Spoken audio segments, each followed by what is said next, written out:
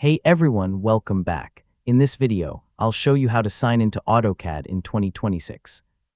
Whether you're using AutoCAD for the first time or signing in on a new computer, this guide will walk you through the login process step by step. First, launch the AutoCAD application on your computer. If you haven't installed it yet, download it from the official Autodesk website and complete the installation before continuing.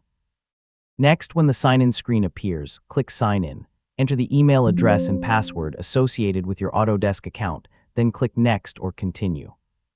If you have two-step verification enabled, complete the security check by entering the verification code sent to your email, phone, or authentication app.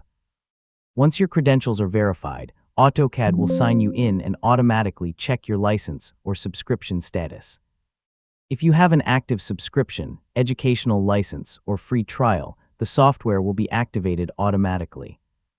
If you're signed in but AutoCAD doesn't activate, make sure you're using the correct Autodesk account linked to your license. You can also restart the application and try signing in again. Finally, after you're logged in successfully, check for software updates to ensure you're using the latest version before starting your projects. And that's it. You've successfully learned how to sign into AutoCAD step by step. You can now access all the features available with your Autodesk account.